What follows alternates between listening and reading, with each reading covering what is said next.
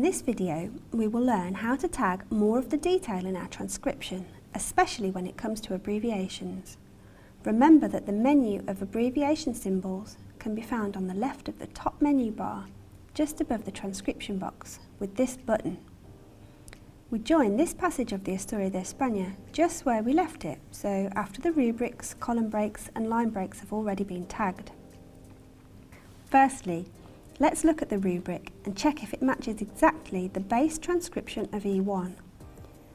We can see in the image that the word como has a macron over the M. We could interpret this as showing that a second M has been abbreviated, but this practice is more common in 13th century texts.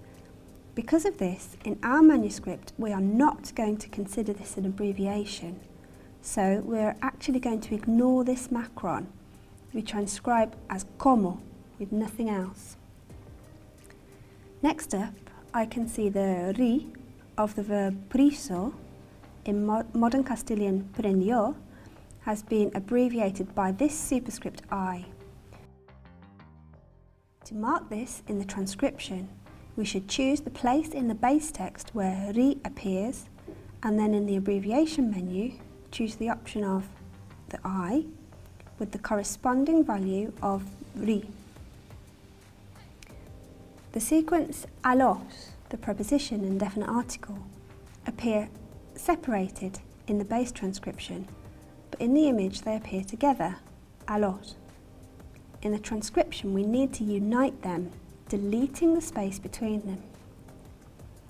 Carrying on, we see the word corrachinos in the transcription, but in the image the second vowel is an O, corrochinos, so we need to correct it.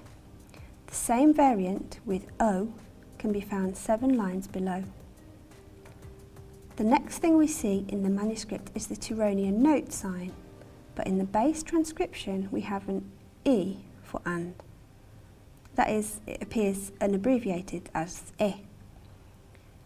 To mark the Turonian note, we have to delete the e or highlight it and then choose the corresponding sign in the abbreviation menu.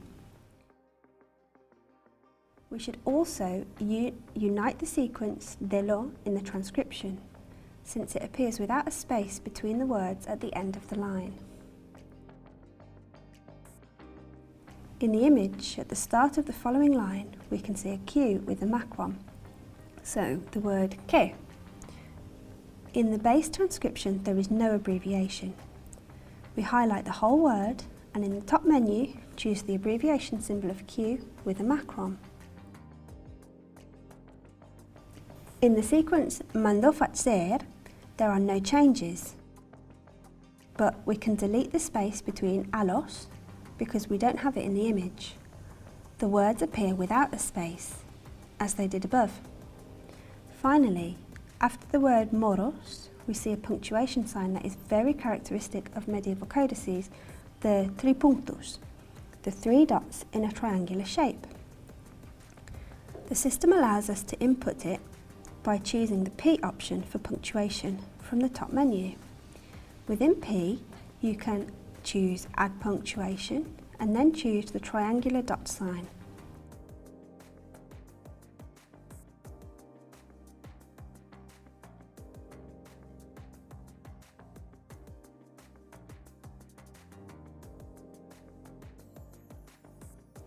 Let's go into the main paragraph now, the writing in brown ink. It's not quite black. In the phrase andados 4 años, I need to tell the platform that the UA, the UA of cuatro, is abbreviated by this superscript A. We can do this by highlighting the UA and choosing the corresponding value in the abbreviation menu. We do the same for the form años, in which the macron above the N abbreviates another N. In the base transcription, the 2 nasal consonants appear, so we highlight the second N and mark it with the corresponding abbreviation in the menu bar.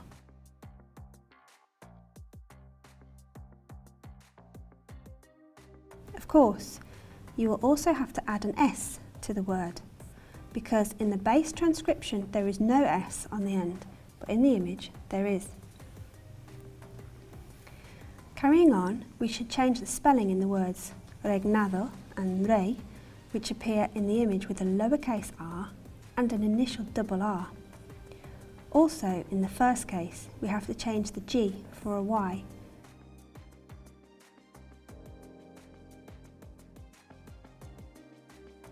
The name of the king, Sisebuto, should appear with a lowercase s as well. The final line of the passage has the sequence que fue, with the que abbreviated.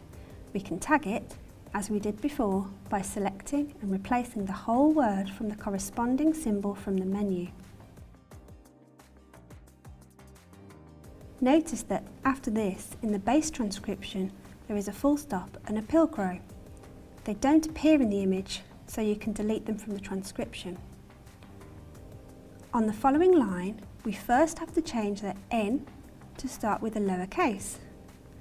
A little further on, we have to revise the spelling in 600. We eliminate the internal S and change the C for a C cedilla. Carrying on, we substitute the E for a Tironian note using the top menu. And we revise the spelling in the next word, the numeral 50. Notice that the first two letters which appear look like a Q, but they are actually two letters that are very close together, a C cedilla and a long I. They are accompanied with a macron, representing an abbreviated N. Perhaps you might stumble when you first read it in the manuscript, but then you will realise what it actually says when you check the base text. So you need to correct the C for a C cedilla, the short I for a long I, and the abbreviation on the N, using the top menu. Okay, we still need to correct the second part of this word, as it is spelt differently in the image to the base transcription. We can modify what we need to change, and we have to remember to mark the abbreviated N. Carrying on, we can add another Tironian note and change the first vowel in siete, changing the Y, the Greek I, for an I latina, the Latin I. After this word, in the base transcription, we can delete the full stop and the pilcrow, as we don't have them in the manuscript. In general, the Royal Manuscript E1 includes a lot more punctuation than the witness we are working on, Manuscript C. In the following word, cuando, we have to get rid of the capital letter and mark an abbreviation for wa with the top menu.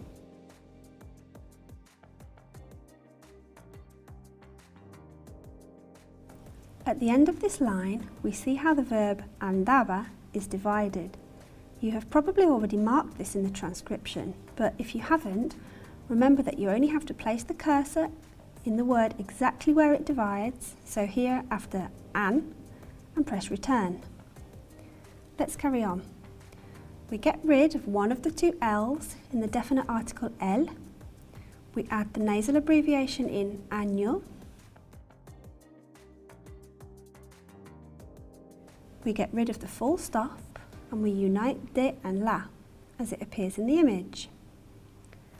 In the following word, encarnación, we have to substitute the C for a C cedilla, and we include the abbreviation for N. The line ends with the form 19, divided by the line break. The only thing we have to do is to change the I in dice to an I for dizi. Watch out! In the transcription we see año, but not in the image, so we delete this word as we do the full stop and the pilcrow that follow it. We can carry on a bit. We add in the Tironian note, which we can see by now almost always appears in the transcription as e, and we delete one of the L's in the contraction del. After this, we see the word imperio. We get rid of the capital letter in the transcription, substitute the M for an N,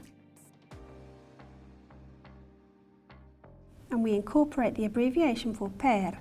So for this, we select this syllable and substitute it for the corresponding abbreviation symbol using the top menu bar. Continuing, we delete the capital in the name of the Emperor Heraclio, and we reach the end of this first paragraph in this chapter. We know this because after our once, we see a full stop and a pilcrow, which indicates to us that the scribe of our manuscript considered this to be the first section of text, which makes autonomous sense. In this case, this also coincides with punctuation in E1, which we know the scribe is copying from. So now I have the first section of our text transcribed and revised.